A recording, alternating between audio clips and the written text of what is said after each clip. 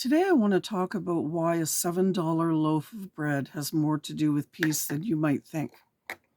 Welcome to the Candidly Krista podcast, where you always get the candid perspective. I'm Krista, and I'm happy that you're here. That loaf of bread wasn't just expensive, it was a wake up call for me, a reminder that living with less can quietly become a source of peace when everything else around us feels uncertain. You see, back in 2021, I was visiting my daughter on an island off the coast of BC, Canada, and we were shopping for Thanksgiving dinner. At the time, that loaf of bread cost $7. I can't imagine what it would cost today. I'll have to ask her. I was shocked, not just at the price, but at how dependent we had become on convenience of being able to go and buy that loaf of bread. I realized how easily I had taken everyday conveniences for granted and how fragile some of them really are. It was just a loaf of bread, I realize, but since 2020, rising prices and shortages have touched us all. What many once called normal doesn't quite feel normal anymore. Life feels different. It almost feels like a return to an earlier time when people had to do without, settle for something else, or make do with what they had. It's a feeling of uncertainty and sometimes anxiety about the unknown. And many of those practical skills were never passed down through the generations or were just not practiced. People became dependent on convenience. Being frugal isn't about being poor, it's about being smart. It's about being prepared and taking responsibility for what we can control. We may not control global instability, and we may not control tariffs or the markets or inflation, but you can't control the world, but you can control your pantry. And this is where the shift happens. Living with less isn't about restriction, it's about reclaiming our peace of mind in a culture that has made us overly dependent on convenience. Didn't make us, we allowed it to happen, but anyway, you know what I mean. We've all grown used to having everything at our fingertips, not just me, but everybody. When something shifts, we don't always know how to respond. And that uncertainty creates stress we don't have to live with. Capability can build confidence, and confidence builds calm. If bread costs $7, maybe it's time to learn how to make bread, right? And before someone says, I can't knead dough, that's what bread machines and stand mixers are used for. You can often find them at thrift stores. I paid $12 for a bread machine, and I only used it to knead dough. I mean, it's broke now, and I do have a stand mixer, but it was only $12 at a thrift store. You don't need perfect hands to build practical skills. I have arthritis in most of my joints, including my fingers and wrists, and I still found a way. Maybe somebody in your family or circle of friends has a machine they no longer use, and if you don't ask, you won't know. I know that my own daughters have often asked me, oh, what do you want for Mother's Day? What do you want for Christmas, Mom? And over the last couple of years, I've actually started asking for what I want, right? Recently, just last fall, my daughter asked me for what I wanted for a birthday gift. And I said that I wanted an indoor small hydroponic station. So she bought it for me.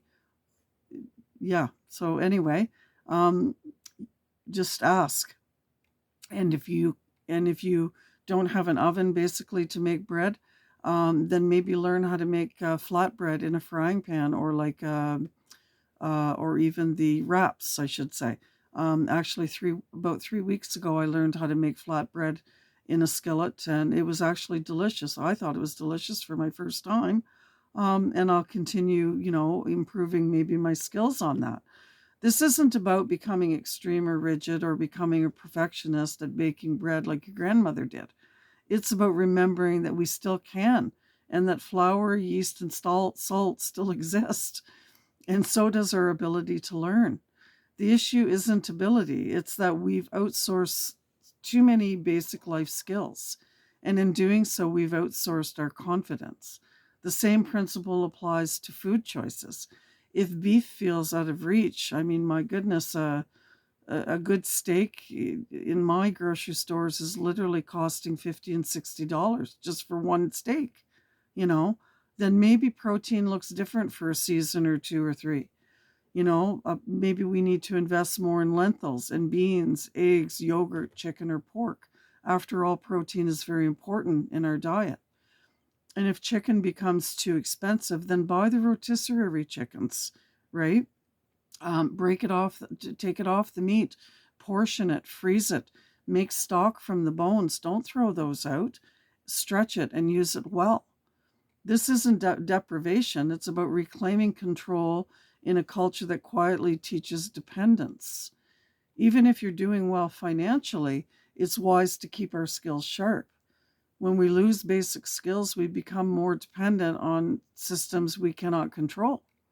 Each of us face rising costs and global instability in different ways, but instability doesn't mean helplessness, right? Incomes can change, markets shift, and most jobs aren't permanent anymore, but the ability to adapt can stay with you. This isn't fear-based thinking, it's wisdom. And let me gently say something to those who are struggling financially. There is dignity in learning how to provide for yourself, and there's also dignity in asking for help when you need it. If you need to use a food bank or food pantry, then use it. If there isn't one nearby, then call some local churches and ask if they offer food staples. Many of them do. Organizations like the Lions Club or the Salvation Army, I believe those are organizations that are worldwide, offer a wide range of services from clothing and glasses to basic home repairs for the elderly and the disabled, or provide mobility supports. And don't forget the people around you, family, trusted friends, neighbors who garden. Many people have an abundance that they're willing to share if we're humble enough to ask and willing to learn how to store what we receive. Strong support systems are built through honest conversations, not silently suffering. Others can't read our minds to know our needs. We are constantly shown images of abundance, full carts and overflowing kitchens and endless, shopping halls. And over time, those images begin to reset what we think is normal. But it's just an illusion. What looks like abundance doesn't always equal security. Full shelves don't guarantee preparedness. Appearances don't guarantee stability.